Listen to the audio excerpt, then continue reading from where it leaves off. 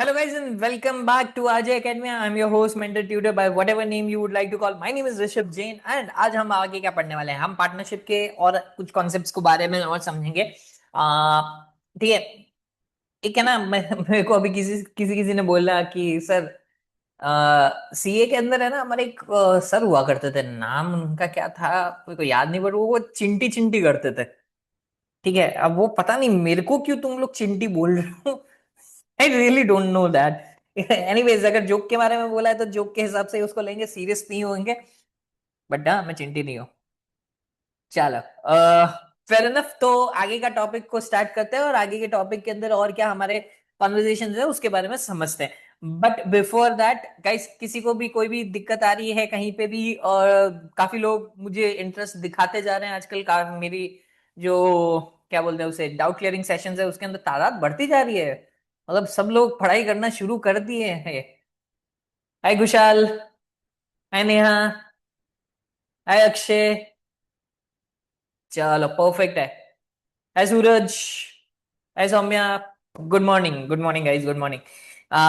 चलिए आज का टॉपिक जो है हम उसको स्टार्ट करते हैं। सर सभी को हाय हेलो गुड मॉर्निंग, ठीक है। अभी कुछ देर पहले दूसरी क्लास में से ही आए हो तुम लोग सब, ठीक है। चलो, जो अब without wasting any other time guys, let's get into the topic. And as I usually say guys, go get your chai coffee chaach lassi और whatever drink you would like to have, so that you can wake out throughout the session and I can teach you well. Sir आप भूल नहीं जाते हो कि ये line, नहीं मैं ये लाइन भूलता ही नहीं हूँ, मैं ये सदियों से बोलता आ रहा हूँ, तो मुझे अब आदत हो गई है इसको बोलने की। तुम लोग भी आइटम हो सब।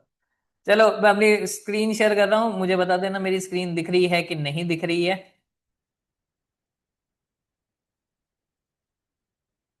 आई गेस आप लोगों को मेरी स्क्रीन दिख रही है, एक बार हाँ ना करके जवाब। ठीक है चलो। आ, आ, एक चल एक एक एक मिनट, एक मिनट। कौन सा कलर लूं? ब्लैक ले लेते हैं आज। देखो, हमने है ना कुछ टिप के बारे में समझ रहे थे, ठीक है। एक बार मेरे को हेल्प करो, मैंने कौन कौन सी टिप दे दी थी कि एक है ना डिफरेंशिएशन की बात करी थी कि 1120s और 1065 के अंदर जो मेजर डिफरेंसेस होता है, और ये हॉट टॉपिक रहता है हर हर इंटरव्यू राउंड के अंदर ये पूछा जाता है, पता नहीं लोग थकते क्यों नहीं है ये सवाल पूछने के लिए। तो जो भी जिसको जितना भी याद है, अपने अपने सवालों की पेटी लो और चैट बॉक्स में डालना शुरू करो और बताओ कि क्या क्या डिफरेंस रहता है। ओके, एक गारंटेड पेमेंट हो गया, फेयर इनफ, ये डिफरेंस हो गया, इसको अपन कहीं बीच में लिख लेते हैं। ठीक है, एक हो जाता है गारंटेड पेमेंट, करेक्ट। दूसरा हो जाता है सेल्फ एम्प्लॉयमेंट टैक्स। चलो, सेल्फ एम्प्लॉयमेंट टैक्स कैसे लग रहा है ये भी बता दो। ओके, ऑर्डिनरी इनकम पे लग रहा है, ठीक है। ये किसको लग रहा है? ये किसको लग रहा है?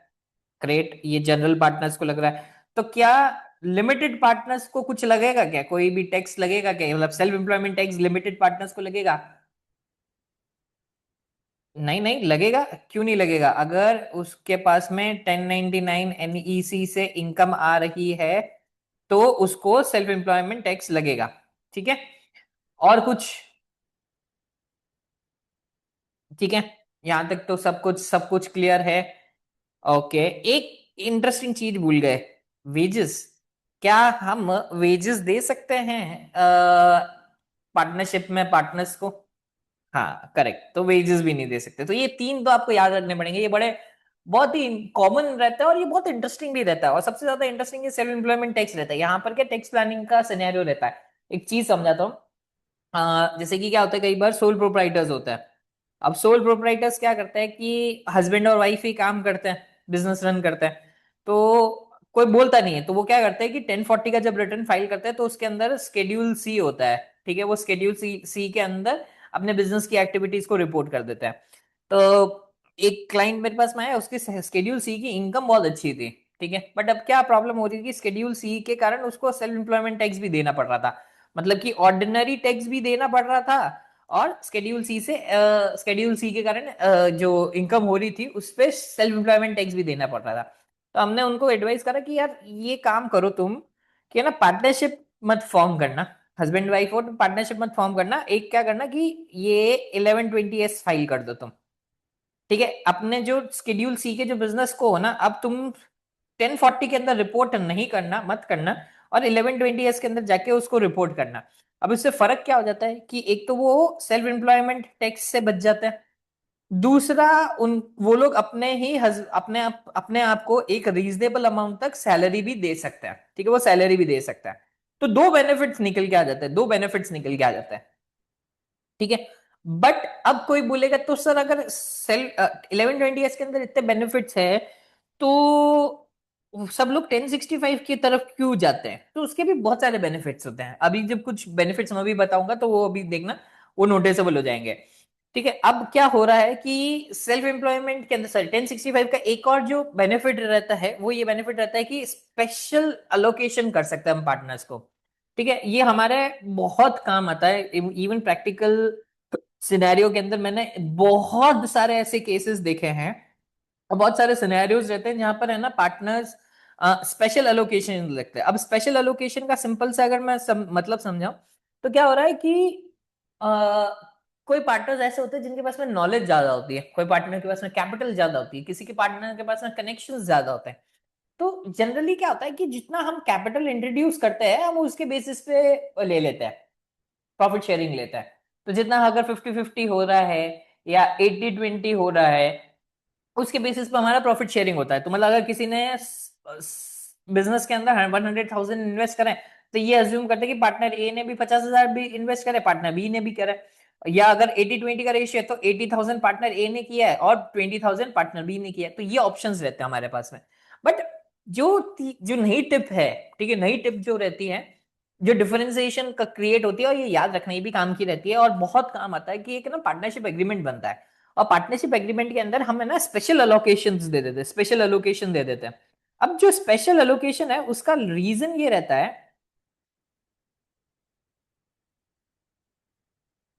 पार्टनरशिप फॉर्म करने का जो सबसे बेनिफिट चीज रहती है ना, वो ये रहती है स्पेशल एलोकेशन। अब स्पेशल एलोकेशन का लॉजिक क्या है? सिंपल सा लॉजिक रहता है कि कोई इंसान अगर ज्यादा इनपुट दे रहा है फर्म को ग्रो करने के लिए, तो कंपनी सब लोग, सब पार्टनर्स मिलके बैठ के डिसाइड करते हैं कि यार इस बंदे के कारण हमको नियरली 40 से 50% का बेनिफिट हो रहा है। ठीक है, अगर ये पार्टनर हमारे पास में रहता है, या ऐसा बोल देता हूँ कि पार्टनरशिप फर्म है, पार्टनर्स ने एग्री करा कि हम 50-50 बांटेंगे, बट किसी एक पार्टनर ने थोड़ा सा ज्यादा दिया है, तो उसको बोल देते कि ठीक है तूने थोड़ा सा ज्यादा दिया है तो हम तेरे को स्पेशल अलोकेशन दे देते हैं। हम तेरे को ऑर्डिनरी इनकम के अंदर से 10% और रेवेन्यू दे देंगे। मतलब कि अगर सपोजिंगली हमारे पास में इनकम हुई है $100,000 की, हमारी ऑर्डिनरी इनकम हुई है, और हमारे पास में इंटरेस्ट भी है, और हमारे पास में डिविडेंड भी है। ठीक है, अब ये बोल दिया है कि इंटरेस्ट डिविडेंड भी 10,000 ले लिया और ये भी 10,000 ले लिया, और दो पार्टनर्स है 50-50 के रेशियो के अंदर है। ठीक है, तो पार्टनर ए और बी को कितना कितना मिल जाएगा? हमारे पास में टोटल इनकम कितनी हो रही है? 1,10,000, 20,000, 1,20,000 हो रही है। ये बढ़ जाएगा 60,000 के अंदर। ठीक है, अब स्पेशल एलोकेशन से क्या हो जाता है कि अपन किसी किसी को ऐसे भी बोल सकते हैं कि जो पार्टनर बी है उसने ज्यादा पैसा इंट्रोड्यूस किया है या ज्यादा कुछ बेनिफिट दिया, किसी भी वे में ज्यादा कुछ कंपनी को या फर्म को बेनिफिट हो रहा है, तो उनको बोल दिया कि जो ऑर्डिनरी इनकम है हम उसमें से आपको 10% और दे देंगे। तो अब सिर्फ पार्टनर बी को जो है वो 10% ज्यादा मिल रहा है। मतलब कि कितना हो जाएगा उसको? अप्रोक्सीमेटली $10,000 और मिल जाएगा। तो पार्टनर बी की इनकम कितनी रिपोर्ट होगी उसकी 1040 के अंदर? वो हो जाएगी 70,000, वेर एज पार्टनर ए की होगी रिपोर्ट होगी कितनी? 60,000 के अंदर। ठीक है, अब एक बार इसको लाइन को पढ़ लेते हैं ताकि आपको और अच्छे से समझ में आए। और ये सिर्फ और सिर्फ बेनिफिट किधर रहता है? ये सिर्फ बेनिफिट रहता है हमारा स्पेशल एलोकेशन के अंदर। Unlike S corporation, which must allocate the income and expenses according to their stock ownership, partnership has a great flexibility. Partners can agree to allocate income, gain, losses, deduction, credits, or ratios they choose, as long as allocation has a substantial economic effect. ठीक है, अब यही same concept similar lines पे एक concept और आता है, उसे बोलते हैं हमारा गारंटेड पेमेंट। ठीक है, अब इन दोनों में क्या डिफरेंस हो जाएगा? इन दोनों में मतलब कि स्पेशल एलोकेशन और गारंटेड पेमेंट में क्या फर्क हो जाता है? स्पेशल एलोकेशन परसेंटेज वाइज होता है, गारंटेड पेमेंट एक फिक्स्ड अमाउंट हो जाता है। ठीक है, अब स्पेशल एलोकेशन का जो बेनिफिट है वो सिर्फ पार्टनरशिप के अंदर मिलता है, और जो गारंटेड पेमेंट है उसका भी बेनिफिट हमको कहां पे मिल रहा है, उसका भी बेनिफिट हमको मिलता है पार्टनरशिप के अंदर। ये दोनों के दोनों बेनिफिट्स हमारे अवेलेबल ही नहीं होते हैं 11-20 ईयर्स के अंदर, ठीक है। इसलिए ज्यादातर लोग पार्टनरशिप को फॉलो करते हैं, क्योंकि यहाँ पर पार्टनर्स को ज्यादा फ्लेक्सिबिलिटी मिलती है in terms of getting and earning more revenue from the firm. Okay, अब एक चीज और, गारंटेड पेमेंट क्या होता है, ये उस टाइम पे दिया जाता है जब चाहे कंपनी के अंदर इनकम हो चाहे कंपनी के अंदर इनकम ना हो, फिर भी एक पार्टनर अपने, मतलब कैसे समझाऊं मैं आपको, जैसे कि एक पार्टनर कहता है कि मैं ना इस कंपनी के अंदर ज्यादा एफर्ट्स डाला हूं, जहां पे तुम लोग 10 घंटे काम करते हो मैं 15 घंटे काम करने को रेडी हूं क्योंकि मैं सिंगल हूं। तो वो कह रहा है कि मैं 15 घंटे अगर काम कर रहा हूं तो उसके लिए मुझे थोड़ा सा एक्स्ट्रा रेम्यूनरेशन दो, ठीक है। और जो पार्टनर एक्स्ट्रा काम कर रहा है या एक्स्ट्रा एफर्ट्स डाला है ये सिर्फ उसी के लिए मिलता है। तो ये किधर जाके रिपोर्ट होने वाला है, ये रिपोर्ट होता है हमारा उस पर्टिकुलर पार्टनर के 1040 के अंदर। अभी आते हैं इसको और अच्छे से समझते हैं। अब एक चीज और, थोड़ा सा डाइवर्ट हो गया था मैं टॉपिक से, बट मैं फिर से वापस से इसको लेकर आ जाता हूं। अब जो स्पेशल एलोकेशन जो रहता है उसके अंदर आपको हमेशा एक चीज ध्यान रखनी है कि सब्सटेंशियल इकोनॉमिक बेनिफिट होना चाहिए। अब सब्सटेंशियल इकोनॉमिक बेनिफिट कैसे हो गया कि दो पार्टनर्स है, दो पार्टनर्स में से एक ने 80% पैसा इन्वेस्ट करा है और एक ने 20% पैसा इन्वेस्ट करा है, बट एग्रीमेंट ऐसा बना है कि जो पार्टनर बी है वो एक स्किल लेकर आ रहा है, एक स्पेसिफिक स्किल सेट लेकर आ रहा है जो कि एक बिजनेस को रन करने के लिए हो रहा है। फॉर एग्जांपल एक शेफ लेकर आ गए हमारे कैफे के बिजनेस के अंदर, और वो शेफ के पास में एक स्पेसिफिक नॉलेज है कि कैसे इंग्रेडिएंट्स लाने हैं या क्या आइटम बनाना है या कैसे वो बनाना है, एक स्पेसिफिक स्किल सेट है। अब भले ही अब उस पार्टनर ने कम पैसा इंट्रोड्यूस करा है, बट उसके स्किल सेट के लिए एग्रीमेंट ऐसा बनाया कि हम इसको एडिशनल 20% देंगे उसको बेनिफिट। तो लेट्स से फॉर एग्जांपल अब यहां पर क्या है, मैक मार्को है contributes only 1000 to a sandwich shop partnership and Priya contributes around 99,000, तो टोटल इन्वेस्टमेंट हो जाता है हमारा $1 लाख का। Because Marco restaurant management expertise and daily involvement the agreement allocates, अब ये उसको एडिशनल बेनिफिट हो रहा है कितना, 20% business to 20% of business income to Marco and 2% losses to Marco. मतलब अब देखो, Marco owns only 1% in the capital but gets 20% out of the profit. तो ये हो जाता है स्पेशल अलोकेशन, हम उसको स्पेशली अलोकेट कर रहे हैं कि नहीं भाई, just because you are putting more efforts और उसी के बेसिस पे हम आपको एक एडिशनल बेनिफिट दे रहे हैं कि अब आप है ना प्रॉफिट में से 20% निकाल सको। अब यहां पर अगर आपने एक चीज नोटिस करी है, जो लाइन काम की थी, Marco Marcos restaurant management expertise and daily involvement, तो यहां पर ये पर्टिकुलर लाइन आपके लिए इकोनॉमिक बेनिफिट बन जाती है, ठीक है। इकोनॉमिक बेनिफिट होता है, इकोनॉमिक इफेक्ट होता है। बट जस्ट इन केस अगर मार्को के पास में ऐसा कुछ भी नहीं है, कुछ भी नहीं, और आपने ऐसा सच ही बोल दिया कि नहीं मार्को को कुछ हम 20% दे देंगे जस्ट बिकॉज वो मेरा भांजा या भतीजा लगता है, तो उस टाइम पे कोई इकोनॉमिक बेनिफिट नहीं हो रहा है। और ये सारे जो भी आप नया एग्रीमेंट ऐसा बना रहे हो कि हम उसको 20% प्रॉफिट दे देंगे या कोई भी XYZ अलोकेशन कर देंगे, वो वैलिड ही नहीं रहता, वो इनलीगल हो जाता है, और आपका जितना भी इनकम मार्को को गया है वो वापस से क्लब बैक हो जाता है आपके फर्म के अंदर, और जो कि पूरा का पूरा टैक्सेबल हो जाता है, ठीक है, दोनों पार्टनर्स में हो जाएगा, ठीक है। तो सबसे इंपॉर्टेंट चीज है कि आपको इकोनॉमिक बेनिफिट होना ही चाहिए। अगर आपका इकोनॉमिक बेनिफिट नहीं हुआ है तो ये स्पेशल एलोकेशन नहीं कर सकते। अब सेम लाइंस के ऊपर ही होता है, सेम लाइंस के ऊपर ही होता है, guaranteed payment is a compensation paid to a partner for the services rendered और the capital contributed to the partnership, ठीक है। सेम बेनिफिट पे है। अगर मैं यहाँ पे सर्विसेज रेंडर की बात करूं, सर्विसेज रेंडर, यहाँ पे भी तो सर्विसेज रेंडर ही हो रहा है ना, तो यहां पर क्या हो रहा है, गारंटेड पेमेंट ऐसा पेमेंट है जो no matter what even if the firm is earning in losses you have to pay it to the XYZ person, ठीक है, XYZ पार्टनर। अब कोई ये बोलेगा कि सर ये तो सैलरी हो गई है, मैं कह रहा हूं ये सैलरी है बट ये एग्जैक्ट सैलरी नहीं है, ठीक है। ये एक तरह का एक्सेप्शन हो जाता है, और ये एक्सेप्शन क्या कहता है कि गारंटेड पेमेंट, सेम चीज गारंटेड पेमेंट भी का भी एक इकोनॉमिक बेनिफिट होना चाहिए। आप ऐसे ही किसी को गारंटेड पेमेंट नहीं दे सकते, पहली चीज। दूसरी चीज, लॉसेस भी हो रहा है तो भी आपको देना पड़ेगा। अगर फर्स्ट सिनेरियो के अंदर देखा जाए, अगर यहाँ पे लॉस हो रहा होगा ना, यहाँ पे क्या हो गया, 20% ऑफ द प्रॉफिट है, तो 20% ऑफ द प्रॉफिट, अगर प्रॉफिट हुआ तो उसका 20% मिलेगा। वेयर एज अगर लॉस हुआ तो 2% का ही लॉस उसको अलोकेट होने वाला है। 98% किसका लॉस कौन बेयर करेगा? वो प्रिया बेयर करेगी। ठीक है, ये अब एग्रीमेंट है, अब इमोशनल मत हो तुम लोग। हाँ, अभी यहाँ पे काफी लोग इमोशनल होने लगे। सी, इमोशनल टैक्स के अंदर इमोशंस को साइड में ही रखना पड़ता है। सबसे पहली चीज, जो लॉ कह रहा है हमको उसके हिसाब से चलना पड़ रहा है। जो एग्रीमेंट है, अगर एग्रीमेंट है हम उसके बेसिस पे ही अलोकेट करेंगे, और वो एग्रीमेंट होना चाहिए। सिर्फ ये वर्बल से काम नहीं करने वाला। अगर एग्रीमेंट है तभी हम स्पेशल अलोकेशन करेंगे, वरना नहीं करेंगे। हम मार्क माई वर्ड्स, एग्जाम में ये इतना टेस्टेड नहीं है जितना कि प्रैक्टिकल लाइफ के अंदर नींदें खराब कर देता है। ठीक है, बहुत बार सॉफ्टवेयर इतना खराब ढंग से काम करता है कि स्पेशल अलोकेशंस के अमाउंट को लेता ही नहीं है। मैं प्रैक्टिकली एक पॉइंट बताऊं ना, तो मैं किसी क्लाइंट के ऊपर काम कर रहा था, और मैंने स्टार्टिंग के अंदर जब मैंने ना टैक्स रिटर्न्स बना रहा था तब की बात है, तो मैंने नोटिस ही नहीं किया कि उसको स्पेशल अलोकेशन है। अब मुझे नहीं पता मैं उनके पुराने एग्रीमेंट्स को क्यों जाके पढूं। मेरा तो काम है कि मैं रिटर्न्स को कैसे प्रिपेयर कर सकता हूँ to the best of my ability, मैं ही ऐसे कर रहा था। ठीक है, अब मैं जब सॉफ्टवेयर के अंदर था, स्पेशल एलोकेशन पिछले साल थे, तो मेरे को लगा कि शायद किसी रीजन से कर दिया होगा। मैंने करंट ईयर के अंदर वो अलोकेशंस करे नहीं थे, और मैंने रिटर्न को रिव्यू पे भेज दिया, और दुनिया भर के मेरे पास में पॉइंट्स आने लग गए। वहां पर मैंने एक चीज समझी कि जब कभी भी पार्टनरशिप के काम कर रहे हो ना, तो उनके परमानेंट फाइल्स को एक बार चेकआउट कर लो, क्योंकि उनके अंदर एक एग्रीमेंट होता है, और उस एग्रीमेंट के अंदर स्पेशल अलोकेशन की बात करी जाती है। तब मैंने आइडेंटिफाई किया कि यार इस बंदे को तो एक पर्टिकुलर पोर्शन दिया जा रहा है। अब सॉफ्टवेयर इतना बेवकूफ होता है कि वो क्या करता है कि जो भी प्रॉफिट होता है, और जो भी हमारे जैसे हमारे पास में $10,000 का प्रॉफिट आया, तो वो कैपिटल के बेसिस पे ही बांटना शुरू कर देता है।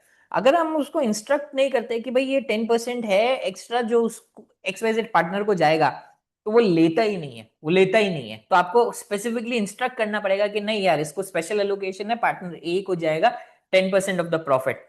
भले ही पार्टनर ए के अंदर जो कैपिटल इंट्रोडक्शन हुआ है वो 3% का ही हुआ है, पर उसको प्रॉफिट 10% जा रहा है, तो उस हिसाब से आपको ट्रीट करना पड़ेगा। और guaranteed payment it is a kind of an expense. Special allocation is not going to be an expense, guaranteed payment is going to be considered as expense, जो आपके ऑर्डिनरी इनकम या लॉसेस को calculate करने के लिए काम आएगा। मतलब income minus expenses minus your guaranteed payment. तो ये एक और एक्सेप्शन हो गया कि सैलरी तो दे नहीं सकते हो, बट आप गारंटेड पेमेंट दे सकते हो, और हर किसी को नहीं दे सकते हो, ये भी उसके स्किल सेट पे है। जैसे मैंने यहाँ पर एक बार क्लियर कट मेंशन कर दिया, या तो कोई सर्विसेज रेंडर करा या फिर एक्स्ट्रा कैपिटल कंट्रीब्यूशन करा, तब आप तब आप उनको गारंटेड पेमेंट दे सकते हो। अब गारंटेड पेमेंट का जो ट्रीटमेंट होता है वो कैसा होता है? पहला, ये एक डिडक्शन हो जाता है। किसके पॉइंट ऑफ व्यू से? फर्म के पॉइंट ऑफ व्यू से ये डिडक्शन हो जाएगा। दूसरा, अब ये गारंटेड पेमेंट किसी के पास में जा तो रहा है, किसी पार्टनर के पास में जा तो रहा है, अब उस पार्टनर के लिए ये हो जाएगा टैक्सेबल। ठीक है, अब ये टैक्सेबल हो रहा है, तो ये टैक्सेबल कैसे होगा? Reported as ordinary income on schedule E, as well as subject to your what self employment tax. तो ये ध्यान रखना, इंपॉर्टेंट चीज है कि सेल्फ एम्प्लॉयमेंट टैक्स भी इसके ऊपर कैलकुलेट होगा। बेनिफिट एक क्या आ जाता है कि गारंटेड पेमेंट जो होता है उसके ऊपर कभी भी विद होल्डिंग नहीं लगता है, और सोशल सिक्योरिटी टैक्स भी नहीं लगता है, एसएसटी एंड मेडिकेयर टैक्स भी नहीं लगता है। मतलब कि ये इनकम जो होगी ये ऑर्डिनरी इनकम के जैसे ट्रीट होगी, प्लस इसके ऊपर सेल्फ एम्प्लॉयमेंट टैक्स लगेगा, एससी टैक्स लगेगा। ठीक है, उसके बाद में इसके ऊपर सोशल सिक्योरिटी टैक्स और मेडिकेयर टैक्स और विदहोल्डिंग टैक्स, ये चीजें कैलकुलेट नहीं होती है। ये जो कॉन्सेप्ट होते हैं, ये कॉन्सेप्ट उसी टाइम लगते हैं जब आप किसी एम्प्लॉय को W2 इशू कर रहे हो। अब W2 क्या होता है? W2 होता है आपका, जैसे इंडिया के अंदर फॉर्म 16 होता है, वैसे वहां पर W2 बोला जाता है। जब किसी एम्प्लॉय को आप W2 इशू करते हो, तो उस टाइम पे सोशल सिक्योरिटी टैक्स भी लगेगा, मेडिकेयर टैक्स भी लगेगा, और विदहोल्डिंग भी होगा। विदहोल्डिंग का सिंपल सा मतलब कि इंडिया का जैसे टीडीएस होता है, वैसे वहां पे विदहोल्डिंग बोलता है। ठीक है, तो विदहोल्डिंग होता है। अभी भूल जा कि 1090 सेक्शन 199A क्यूबीआई क्या होता है? ये डिडक्शन होता है जो आपको क्वालिफाइड बिजनेस के ऊपर मिलता है, जो कि नियर बाय 20% का डिडक्शन है, टैक्स नहीं, डिडक्शन है। मतलब कि अगर आपने $1 लाख कमाए तो 20% का उसको डिडक्शन मिल जाएगा, मतलब $80,000 के ऊपर ही टैक्स लगेगा। ये बाद में समझेंगे, ये पूरा का पूरा एक अच्छा सा कॉन्सेप्ट है जो आएगा अभी थोड़े टाइम में आएगा। ठीक है, तो मेरे को अब ये बताओ कि किस किस को गारंटेड पेमेंट समझ में आया, किसको नहीं आया। ये याद रखना, गारंटेड पेमेंट आपका डिडक्शन है फर्म के पॉइंट ऑफ व्यू से। और एक और बेनिफिट और चीज बताता हूं, जब आपका पेज 1 जो रहेगा, पेज 1 किसका? 1065 का, 1065 का जो पेज 1 रहेगा, वहां पे डिडक्शंस के अंदर डिडक्शंस के अंदर आप गारंटेड पेमेंट का डिडक्शन ले सकते हो। साइड बाय साइड शेड्यूल के अंदर भी गारंटेड पेमेंट को रिपोर्ट करना पड़ता है। अब क्यों रिपोर्ट कर रहे हो? क्योंकि ये जो गारंटेड पेमेंट है ये सबके अंदर जाके नहीं बटेगा, ये उसी पार्टनर के पास में जाके मिलेगा या उसी पार्टनर को जाके अलोकेट होगा जिस पार्टनर का एग्रीमेंट है कि इस पर्टिकुलर एक्सवाइजेड पार्टनर को गारंटेड पेमेंट मिलेगा। नहीं, सी गारंटेड पेमेंट सैलरी नहीं है, आप इसको ट्रीट भी नहीं कर सकते। अगर सैलरी, पहली चीज तो मैंने आपको वहीं पर ही क्लियर कट कर दी थी कि देखो नया सिंपल सी बात है, गारंटेड पेमेंट सैलरी के जैसा है पर वैसे ट्रीट नहीं करना है। क्योंकि अगर आपने सैलरी के जैसे ट्रीट कर दिया तो पहली बात, आप पार्टनरशिप के अंदर कभी भी 1065 के अंदर सैलरी दे ही नहीं सकते पार्टनर्स को। ज्यादा से ज्यादा आप गारंटेड पेमेंट दे सकते हो, और गारंटेड पेमेंट भी इसीलिए दे रहे हो क्योंकि उसने कोई एडिशनल सर्विस या एडिशनल कैपिटल कंट्रीब्यूट करा है। ठीक है, और यही स्पेसिफिक रीजन है जिसको इसको एक्सपेंस के जैसे ट्रीट किया जा सकता है, and you can take the deduction of it. ठीक है, अगर आप डिडक्शन नहीं डिडक्शन ले पाते हो, तो अगर जैसे आप डिडक्शन लेते हो तो आपकी जो टोटल इनकम हो रही है, ठीक है, उसके अंदर से ये अमाउंट को लेस कर सकते हो। वेयर एज अगर आपने वेजेस इशू कर दिया पार्टनर्स को तो वो डिसअलाउड हो जाता है, वैसा आप कर नहीं सकते। Basically this is illegal. Okay, चलो एक एक एक एग्जांपल ले लेते हैं जिससे और क्लैरिटी आ जाएगी। Ivan is a 10% general partner in Brandford partners LP LLP. He receives a guaranteed payment 10,000 per year for his government contracts. इसके पास में अगर गवर्नमेंट से कॉन्ट्रैक्ट होंगे। In 2025, Bradford Partnership had 50,000 of ordinary income after deducting Ivan's guaranteed payment। मतलब कि इसका कहने का क्या मतलब हो गया कि अगर मैं ये 10,000 को डिडक्ट नहीं करता हूं, अगर मैं डिडक्ट नहीं करता तो मेरी ऑर्डिनरी इनकम कितनी होती है? ऑर्डिनरी इनकम होती है 60,000। बट मैंने ये गारंटेड पेमेंट को डिडक्ट कर दिया है तो उसके बाद में मेरी ऑर्डिनरी इनकम कितनी हो गई है? वो हो गई है $50,000 की। अब ये जो $50,000 है ये क्या होने वाला है? अगर 50-50 पार्टनर्स है तो ये कितना है यहाँ पे लिखा हुआ होगा ना, 10% था, ठीक है 10%। तो इवान को कितना यहाँ पे मिलने वाला है ऑर्डिनरी इनकम? ठीक है, इवान को मिलेगा 5,000 ये। और जो गारंटेड पेमेंट था उसका कितना था? गारंटेड पेमेंट मेरे को एक बार फटाफट बताओ। 10,000 था कि एनुअल था? 10,000 या पर मंथ था? 10,000 पर ईयर है। ठीक है, तो यहां पर उसको गारंटेड पेमेंट कितना हो जाएगा? 10,000। अब ये इवान के 1040 में जाके रिपोर्ट होगा और वहां पे इनके ऊपर टैक्सेबिलिटी आएगी। ठीक है, और जो भी दूसरे पार्टनर है जिसके पास में 90% का शेयर होल्डिंग है उसके पास में कितना? 45,000 का ही टैक्स लगने वाला है। रिमेनिंग ये जो 10,000 है इस पे कोई भी टैक्स नहीं लगने वाला। ओके, अब ये transaction between partners and partnership acting outside, मैंने एक बार 1099 एनईसी का एक कॉन्सेप्ट समझाया था।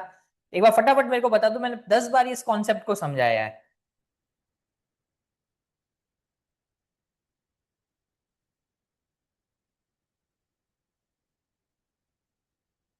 हम्म, परफेक्ट। Thank you guys. तो आप लोगों को एनईसी का कॉन्सेप्ट पता है, मैं एक बार रिवाइज करा देता हूँ। सिंपली पुट कि जैसे ये पार्टनरशिप फर्म है,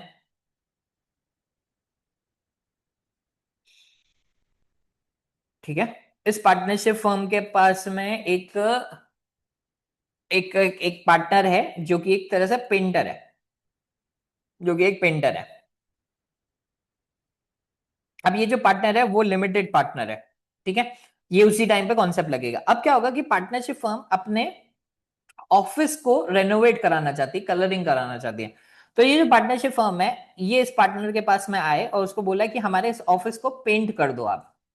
ठीक है, अब ये ना ही सैलरी हो रही है ना ही ये गारंटेड पेमेंट है, ये एक जनरल एक कॉन्ट्रैक्ट है। ये जनरल कॉन्ट्रैक्ट हुआ है किसके बीच में? पार्टनर के बीच में, जो कि लिमिटेड पार्टनर है और पार्टनरशिप फर्म के बीच में।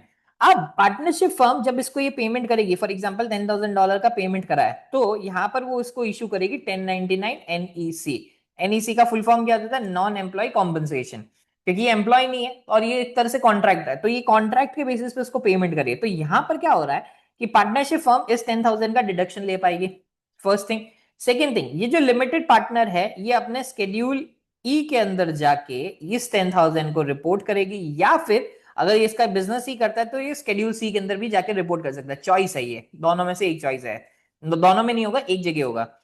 वहां पे ये $10,000 जाके रिपोर्ट करेगा और इनके ऊपर सेल्फ एम्प्लॉयमेंट टैक्स प्लस ये ऑर्डिनरी इनकम के जैसे ट्रीट होगा, और बाकी जो भी टैक्सेस होते हैं वो लगेंगे। तो ये रिलेशनशिप होता है जब आप there is a transaction between a partner and partner acting outside the partnership capacity. क्योंकि हमारे इस एग्जांपल के अंदर देखा जाए तो पार्टनर अपने आउटसाइड कैपेसिटी के अंदर जाके एक हेल्प कर रहा है पार्टनरशिप फर्म की, ना कि पार्टनर के बेसिस पे, पार्टनरशिप के बेसिस पे। ठीक है, अब यहाँ पे इस पर्टिकुलर कॉन्सेप्ट को मैं 5 बार पढ़ा चुका हूं, बट फिर भी कोई भी दिक्कत हो तो आके पूछो। अब देखो सेपरेटली स्टेटेड आइटम्स।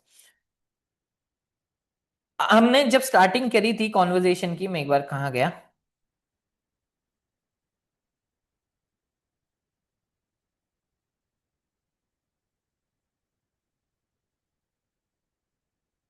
ये जब हमारा पेज 5 का हम जब डिस्कशन कर रहे थे और किसी ने वो बैच मिस कर दिया है, प्लीज वॉच दैट वीडियो, काम बहुत काम का है।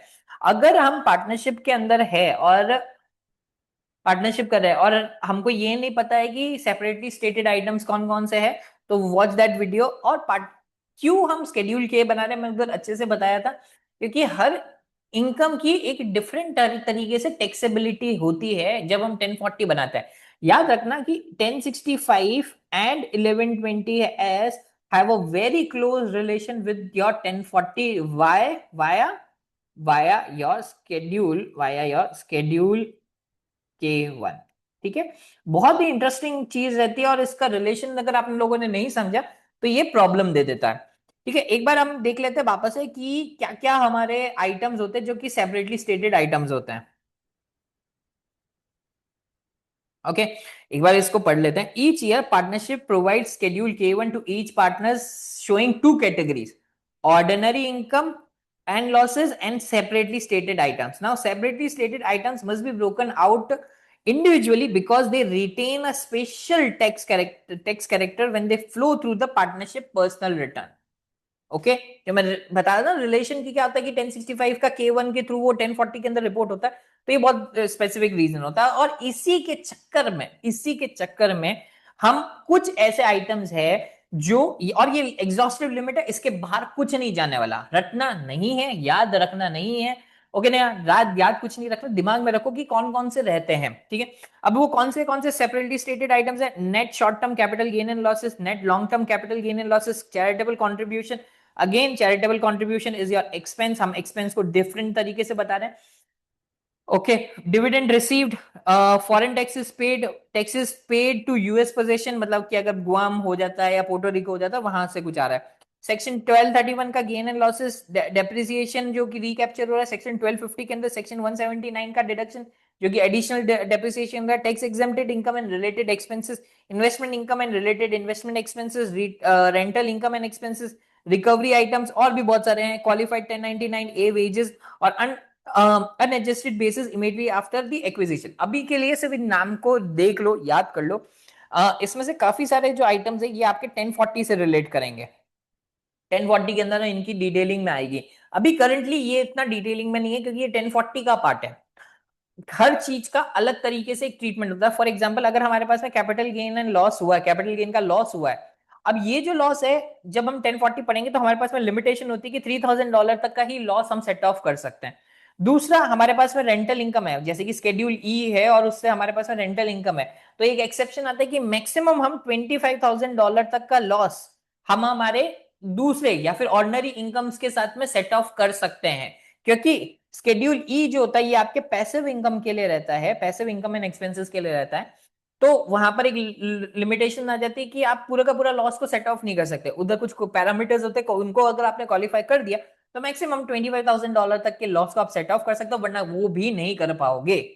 तो इसी के स्पेसिफिक रीजन है हमने एक सेपरेटली स्टेटेड, मतलब कि अंकल सैम और आईआरसी के कोड्स के कारण एक सेपरेटली स्टेटेड आइटम बनाया। एक एग्जांपल लेते हैं ताकि और सबको समझ में आए। Clear water auto wash has 4 equal partners, मतलब कि 25-25% सबके पास में। 2025 की एक्टिविटी क्या हो गई कि gross receive from car wash कितना हो गया? $250,000। लाइबिलिटी इंश्योरेंस मतलब एक्सपेंस हो गया आपका $5,000, एडवर्टाइजिंग मतलब कि 9,000 आपका एक्सपेंस हो गया, गारंटीड पेमेंट आपका 15,000 हो गया, चैरिटेबल कंट्रीब्यूशन आपका 2,000 हो गया, और रेंटल इनकम हो गया आपका $25,000। ठीक है, एक बार के लिए नीचे चलते हैं, नीचे चल के हम इसको और अच्छे से समझते हैं। तो हमारे पास में इनकम कितनी थी, $250,000 की, तो $250,000 की हमारे वो एक्सपेंसेस हो गए। दूसरा हमारे पास में क्या था, मैं बार बार ऊपर नीचे करूंगा तो मेरे को एक बार इसका फोटो लेने दो। ठीक है, मैंने इसको फोटो ले लिया है मेरे फोन के अंदर, अब मैं आपको एक्सप्लेन करूंगा यहां से। ओके, जब आपके नोट्स होंगे तो उसमें आप पढ़ सकते हो। तो हमारे पास में ग्रॉस रिसीप्ट जो थी वो कितनी थी, $5,000 की।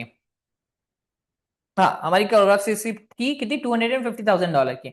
हमारे पास में लाइबिलिटी इंश्योरेंस है। अब यहाँ पर देखो कहीं पे लाइबिलिटी इंश्योरेंस दिख रहा है आपको, कोई भी इंश्योरेंस दिख रहा है, मुझे तो नहीं दिख रहा है। इंश्योरेंस के अंदर इंटरेस्ट है, तो ये हाँ ये कितने चला जाएगा, अदर डिडक्शन के अंदर, मतलब कि हमारे यहाँ पर कितना आ जाएगा अमाउंट, $5,000 का। उसके बाद में मेरे पास में एडवर्टाइजमेंट, चेक करो यहाँ पे कहीं पे एडवर्टाइजमेंट है, नहीं, यहाँ पे कहीं पे भी एडवर्टाइजमेंट नहीं है, तो अदर डिडक्शन के अंदर कितना हो जाएगा, $9,000।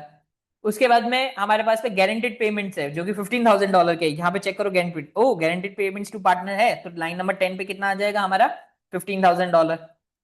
ओके, उसके बाद में चैरिटेबल कंट्रीब्यूशन, मैं चैरिटेबल कंट्रीब्यूशन आपका क्या था, याद करो, नहीं याद, मैं बताता हूँ रुको, यहाँ पे कहीं पे तो मैंने लिस्ट भी बनाई थी।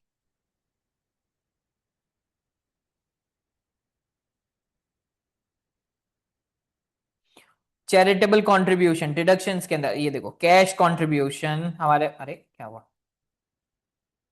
यहाँ पर हमारे पास में कॉन्ट्रीब्यूशंस है, तो कॉन्ट्रीब्यूशंस कैसे होते हैं, या तो वो कैश में होगा, नॉन कैश के अंदर अंदर होगा। तो यहाँ पर हमारा रिपोर्ट हो जाएगा क्या, हमारा कॉन्ट्रीब्यूशन जो कि कितना था, $2,000 का। ओके, क्योंकि ये सेपरेटली स्टेटेड आइटम्स है। अभी रुको, डेर होगा, ये रही हमारी list.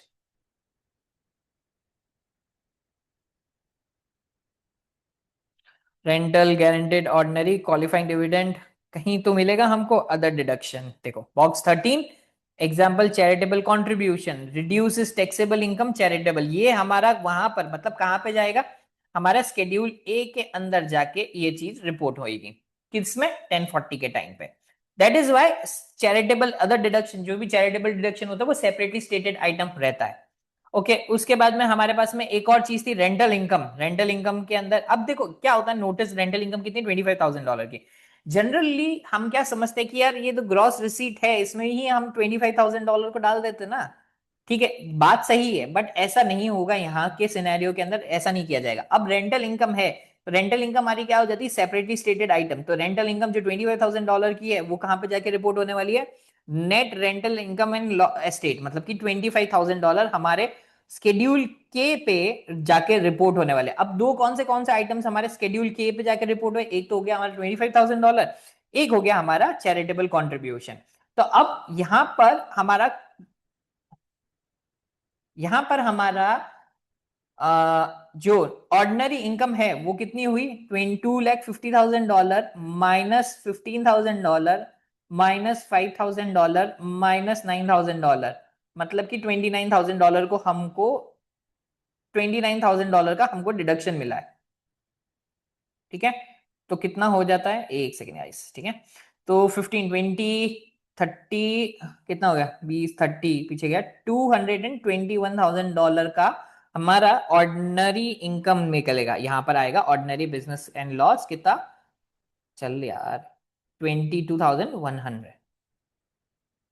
This would be what your ordinary income. अब ये ऑर्डिनरी इनकम कहां पे जाके रिपोर्ट होने वाला है, स्केड्यूल के कहां गया हमारा, स्केड्यूल के अंदर अगर आपने नोटिस करोगे तो हमारा लाइन 1 क्या है, स्केड्यूल के अंदर लाइन है ordinary income which is being coming from page 1 line 23, तो कितना हो जाएगा, 22100। अब ये स्केड्यूल के बन गया है। अब इस स्केड्यूल के से हमारा स्केड्यूल के वन बनेगा, और डिपेंडिंग अपॉन हमारे रेशियो, सपोजिंगली एक पार्टनर के पास में 10% की होल्डिंग है, तो उस 10% होल्डिंग के अंदर उसकी ऑर्डिनरी इनकम कितनी टैक्सेबल हो जाएगी, बताओ बताओ, 22,100। उसकी रेंटल इनकम कितनी रिपोर्ट हो जाएगी, मतलब जब अपना वो 1040 बनाएगा तो वो कितना रिपोर्ट करेगा 2500, और 2000 का उसको डिडक्शन मिलेगा, $200 का डिडक्शन मिलेगा एज अ चैरिटेबल कॉन्ट्रीब्यूशन। कहां पे जाके लेगा उसका डिडक्शन, शेड्यूल ए के अंदर, आइटमाइज डिडक्शन बोला जाता है इसको, आइटमाइज डिडक्शन। ठीक है, तो इस तरीके से आपको ये जो लाइंस है, लाइन आइटम, कौन से लाइन आइटम्स हो गए हमारे,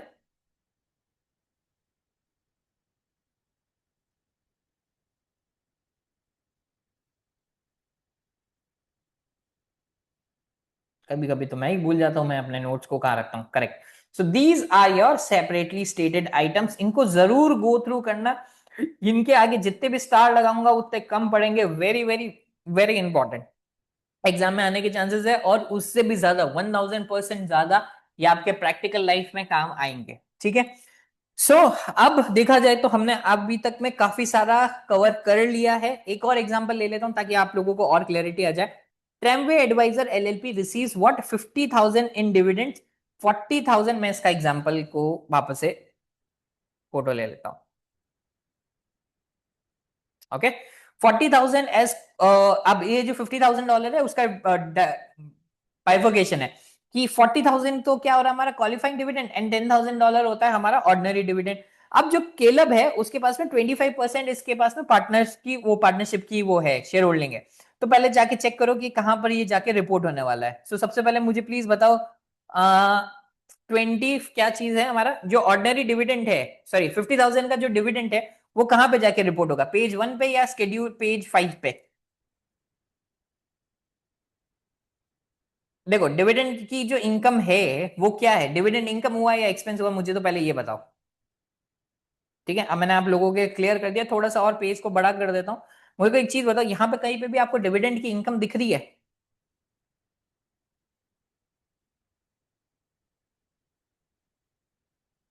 करेक्ट, नहीं दिख रही है। अगर किसी ने ये बोला है कि सर हम अदर इनकम के अंदर डाल सकते हैं, मैं कह रहा हूं नहीं डाल सकते हो। क्योंकि क्यों, अब देखो नीचे चलते हैं हम पेज 5 पे। अब पेज 5 के अंदर देखो, आपको यहाँ पे कहीं पे डिविडेंड दिख रहा है, ओ डिविडेंड एंड डिविडेंड इक्विवेलेंट मिल रहा है, ordinary income, qualifying dividend and qualifying dividend. तो हमारे पास में ऑर्डिनरी डिविडेंड कितना हो गया था हमारा, $40,000, एंड ऑर्डिनरी डिविडेंड कितना था, 40,000, sorry qualified dividend, sorry sorry not 40।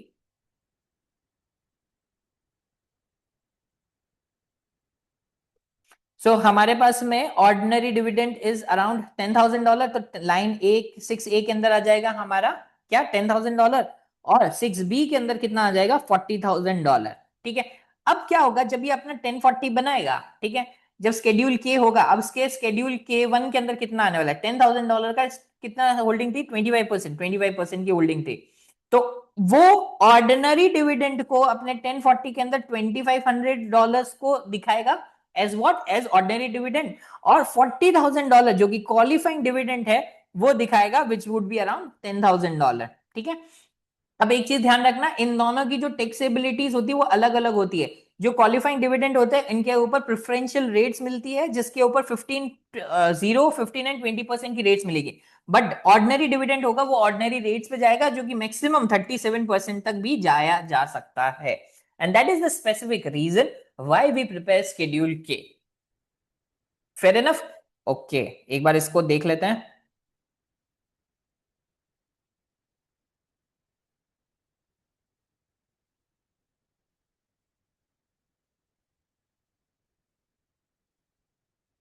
Hmm, now, qualifying dividend 40,000, 25% taxed as long term capital gain on his personal return. Ordinary dividend 10,000, 25% taxed at ordinary rate on it's personal return. ठीक है, यहां पर क्या हो रहा है कि लॉन्ग टर्म हो रहा है, बट यहाँ पर प्रेफरेंशियल रेट्स लगेगी, प्रेफरेंशियल रेट्स लगेगी, और उस रेट्स के ऊपर उसका टैक्स लगेगा। This is the only reason why we prepare schedule K 1, schedule के एंड 1065। Okay, perfect. तो आज के लिए सभा को यहीं पे समाप्त किया जाता है। आज के लिए कॉन्वर्जेशन यहीं रखेंगे। नेक्स्ट टॉपिक में, नेक्स्ट क्लास के अंदर हमारे पास में अभी भी काफी सारे टॉपिक्स बच रहे हैं, करीबन करीबन 3 से 4 टॉपिक बच रहे हैं, और ये तीनों चारों टॉपिक बहुत बड़े बड़े हैं, प्रोबेबली 1.5-2 घंटा और लग सकता है इसमें। डरो मत, अच्छे से ही समझाऊंगा। अगर किसी को कोई भी दिक्कत आई हो, प्लीज इन्फॉर्म मी नाउ, मैं आपकी प्रॉब्लम्स को रिजॉल्व कर दूंगा। अगर नहीं आ रहा है तो हम आगे डाउट क्लियरिंग सेशंस के अंदर समझेंगे, और नहीं आ रहा है तो हम उनको 1-to-1 कॉल के अंदर भी समझेंगे। परफेक्ट है। ठीक है गाइस, तो आज के लिए सभा को यहीं पे समाप्त किया जाता है। If you guys do not see me tomorrow, till then it's good day, good evening and good night.